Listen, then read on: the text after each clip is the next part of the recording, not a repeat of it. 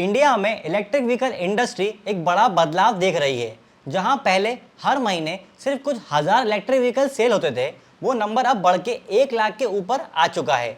लेकिन अगर हम सेगमेंट वाइज देखें तो इलेक्ट्रिक टू व्हीलर के अंदर तो अडॉप्शन तेजी से हो रहा है, लेकिन इलेक्ट्रिक कार्स बहुत स्लो ग्रोथ दिखा रही है। तो चलो आज बात कर लेते हैं कि वो क्या रीजंस हैं जिसकी वजह से इलेक्ट्रिक कार्स उतनी पॉपुलर नहीं हो रही जितनी इलेक्ट्रिक टू व्हीलर्स हो रहे हैं। पहली वजह यह है कि इलेक्ट्रिक कार्स अभी भी बहुत ज्यादा कॉस्टली है। भाई, इंडियन मार्केट एक प्राइस सेंसिटिव मार्केट है और यहाँ पे अफोर्डेबल व्हीकल को लोग ज्यादा पसंद करते हैं। अगर आप ब्रांड वाइज भी देखेंगे तो सबसे ज्यादा बिकने वाली वो कार्स थी जो कम प्राइस के अंदर आती थी, जबकि इलेक्ट्रिक कार्स के मामले में यहाँ पर भी एक बड़ा डिफरेंस है। चलिए कुछ अफोर्डेबल इलेक्ट्रिक कार्स की बात कर लेते हैं। टाटा की टियागो ईवी का स्टार्टिंग ऑन रोड प्राइस 8,70,000 रुपए है। वहीं MG comet electric vehicle with battery का स्टार्टिंग ऑन रोड प्राइस आता है 7,40,000 का। लेकिन अगर हम अभी अल्टो K10 का प्राइस देखें तो वो ऑन रोड 5 लाख से भी कम में आ जाती है। इसका मतलब यह है कि पेट्रोल कार के मुकाबले 1.5 गुना पैसा खर्च करना पड़ेगा एक अफोर्डेबल ईवी लेने के लिए। ध्यान रहे कि ये गैप तब है जब ईवी कार्स के ऊपर रोड टैक्स में पूरा वेवर मिल रहा है, जबकि पेट्रोल कार्स में आपको पूरा रोड टैक्स देना होता है। अगर हम सिर्फ पेट्रोल और इलेक्ट्रिक कार के एक्स-शोरूम प्राइस देखें तो ये गैप और ज्यादा बढ़ जाता है। अगर हम प्रीमियम इलेक्ट्रिक कार्स की बात करें तो Hyundai Ioniq 5, BMW iX और मर्सिडीज EQB तो 50 लाख से भी ऊपर की हो जाती है। यही वजह है कि कार्स तो अभी अफोर्डेबिलिटी से बहुत ज्यादा दूर है। वहीं अगर हम इलेक्ट्रिक टू व्हीलर की बात करें तो ओला, TVS, बजाज चेतक और हीरो वीडा जैसे ब्रांड्स अपने इलेक्ट्रिक स्कूटर 1 लाख में ऑफर कर रहे हैं। तो अफोर्डेबल व्हीकल्स को पसंद करने वाले बंदों के लिए इलेक्ट्रिक टू व्हीलर लेना एक ज्यादा फायदे का सौदा साबित होता है। कुल मिलाकर जितनी कीमत में आप इलेक्ट्रिक कार खरीदोगे उतनी कीमत में 8 से 9 इलेक्ट्रिक टू व्हीलर आराम से आ जाएंगे। तो नई टेक्नोलॉजी होने की वजह से लोग इलेक्ट्रिक टू व्हीलर के अंदर इजीली रिस्क ले लेते हैं क्योंकि प्राइस यहाँ पे थोड़ा सा कम है। वहीं इलेक्ट्रिक कार के अंदर क्योंकि प्राइस बहुत ज्यादा है, इसलिए वहां पे लोग रिस्क लेने में कतराते हैं। दूसरी वजह यह है कि हमारे डेली कम्यूट के लिए इलेक्ट्रिक टू व्हीलर एक ज्यादा अच्छा ऑप्शन है। इंडिया में आपको लगभग हर घर के अंदर एक टू व्हीलर मिल जाएगा क्योंकि वो उन्हें डेली कम्यूट के लिए आसानी देता है। ज्यादातर लोगों को शॉर्ट डिस्टेंस कवर करने के लिए व्हीकल लेना होता है, इसलिए वो कार से पहले टू व्हीलर लेना ज्यादा पसंद करते हैं। अब यहाँ पे अगर हम इलेक्ट्रिक टू व्हीलर की बात करें तो बहुत सारे ब्रांड्स हैं जो आपको एक्चुअल में 100 किलोमीटर की रेंज ऑफर कर रहे हैं और कुछ ब्रांड तो ऐसे भी हैं जो एक बार फुल चार्ज में 200 किलोमीटर तक की रेंज ऑफर कर रहे हैं। यही वजह है कि इलेक्ट्रिक टू व्हीलर लेना एक ज्यादा सस्ता ऑप्शन बन जाता है सिटी यूज के लिए। वहीं इलेक्ट्रिक कार्स के अंदर कम रेंज देने वाला मगर सस्ता ऑप्शन अभी अवेलेबल ही नहीं है। वहीं अगर हम लॉन्ग रेंज वाला इलेक्ट्रिक व्हीकल देखें तो आपको उसके लिए लगभग 15 लाख रुपए खर्च करने पड़ते हैं और उसमें भी आपको 3 से 350 किलोमीटर की रेंज ही मिलती है। तो यहाँ शॉर्ट कम्यूट के लिए या फिर लॉन्ग कम्यूट के लिए दोनों ही कैटेगरीज में ईवी कार की कीमत मिडिल क्लास आदमी के लिए फिट नहीं होती। तीसरी वजह है चार्जिंग इशू।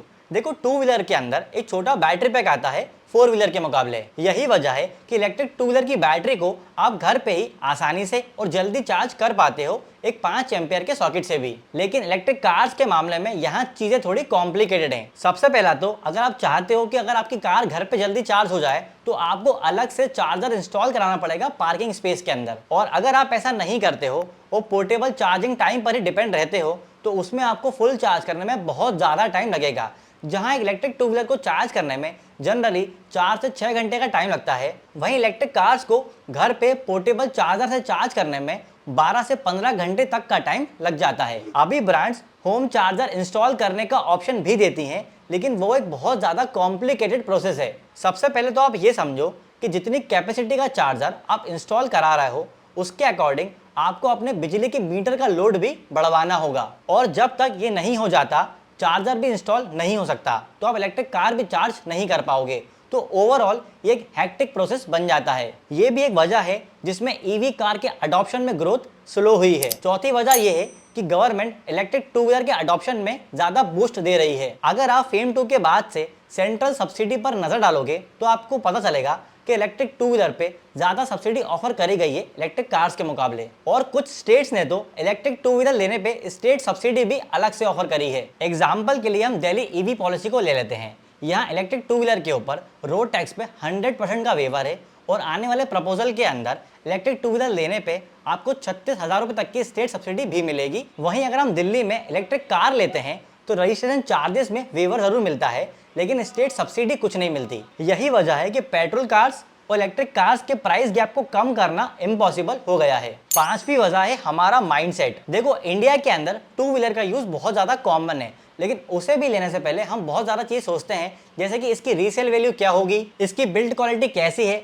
और क्या ये वैल्यू फॉर मनी ऑप्शन है। और अभी इसका सबसे बड़ा एग्जांपल ये है कि रिसेंटली उन इलेक्ट्रिक व्हीकल की सेल्स में ज़्यादा ग्रोथ देखने को मिली है जो एक अच्छी बिल्ड क्वालिटी के साथ आ रहे हैं और जो अफोर्डेबल प्राइस पर अवेलेबल है। कुल मिलाकर एक व्हीकल लेने का फैसला हम ऐसे लेते हैं जैसे कि हम कहीं इन्वेस्ट कर रहे हों। अब देखा जाए तो ये एक तरह का इन्वेस्टमेंट ही है, जबकि इलेक्ट्रिक कार्स के अंदर ये इन्वेस्टमेंट की कीमत बहुत ज़्यादा होती है।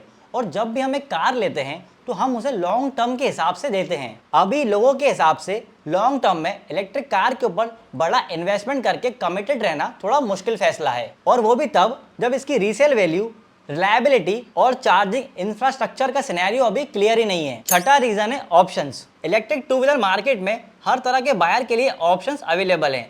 अगर आपको बजट स्कूटर लेना है तो आप iQube, विडा या ओला में से चूज कर सकते हैं, लेकिन अगर आपको प्रीमियम स्कूटर लेना है तो एथर और चेतक अच्छे ऑप्शंस हैं। और अगर आप बाइक के शौकीन हैं तो उसमें भी परफॉर्मेंस और बजट सेगमेंट दोनों के ही ऑप्शंस अवेलेबल हैं। जबकि इलेक्ट्रिक कार्स के अंदर ऑप्शंस तो हैं, लेकिन वो बहुत ज़्यादा लिमिटेड हैं। जैसे टाटा के अंदर 3-4 ऑप्शंस अवेलेबल हैं, पर वो हर तरह के बायर के लिए सफिशिएंट नहीं है। वहीं MG के अंदर भी ज़्यादा ऑप्शंस नहीं हैं। और अगर होंडाई में देखें तो कोना और आयोनिक 5 प्रीमियम बायर्स के लिए बनाया गया है ऐसा लगता है। इसके अलावा कुछ लग्जरी ब्रांड्स भी हैं जैसे BMW और मर्सिडीज, लेकिन इनके इलेक्ट्रिक कार्स के प्राइस तो बहुत ज्यादा ऊपर हैं। अब बात कर लेते हैं दिल टू बाइकर के कंक्लूजन की। देखो, अभी EV के अंदर अवेयरनेस भी बढ़ानी है और एक ऐसा पोर्टफोलियो भी ऑफर करना है जिससे आप हर तरह के कस्टमर को केटर कर सको। और यही एक अभी सबसे बड़ा चैलेंज भी है जिसमें लगभग सभी EV कार OEMs फंसे हुए हैं। एक चीज तो क्लियर है, अगर EV कार्स को